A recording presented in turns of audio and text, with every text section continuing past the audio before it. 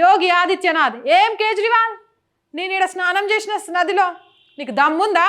యమునలో అదే యమునా నదిలో స్నానం చేస్తావా? షేజ్ చూపించు అని మాట్లాడేసరికి గప్చుప్ సాంబార్ బుడ్డి అని 2 చేతులతో నోటిని గట్టిగా మూసుకున్నాడు కేజ్రీవాల్ సార్.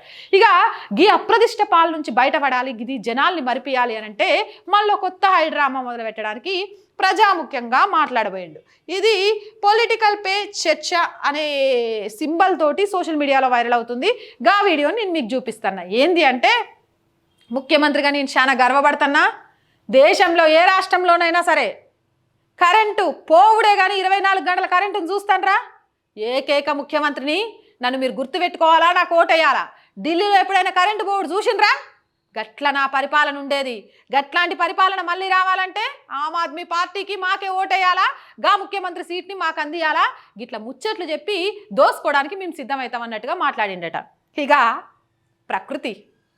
ప్రకృతి నిజాలను కళ్ళకు కట్టినట్టు చూపిస్తుంది. ఏందక్క గిందక్క నుంచి మస్తు ముచ్చట చెప్తాను, అసలు విషయం చెప్పండి అంటే నాకు చెప్పడం కంటే చూపియడం ఇష్టం అనిపించింది, అందుకే చూపిస్తాను, జర చూసేయండి.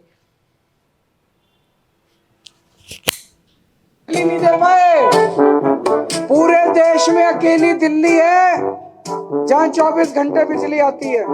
अब ये सोच लेना चुनाव वाले दिन गलत बटन दब गया तो बिजली गुल हो जाएगी घर की।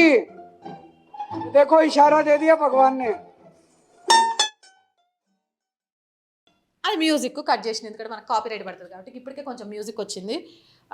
ఆ మ్యూజిక్ ఎవరిదో జర కాపీరైట్ కొట్టకుండా ఉండండి. ఇక నిజాలను మనం ఒక్కోసారి చెప్పడం కంటే చూపిస్తే బాగుంటుంది కాబట్టి చూపించిన పాపం కరెంటే పోదు, కరెంట్ అందిస్తున్నా మళ్ళీ మాకే కరెంట్ ఓటేస్తే 24 గంటలు ఉచిత కరెంట్ ఇస్తా అంటే పాపం ఆయన మాట్లాడుతుండగానే పుట్టుక్కున చూడండి కరెంట్ ఎట్లా పోతుందో.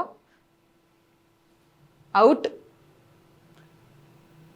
ఇక ఇప్పుడు చెప్పుండ్రి, గింత అవమానం జరిగినాక కేజ్రీవాల్ సార్ ఇజ్జత్ పోయి యమునా నదిలో కలిసిందా లేదా?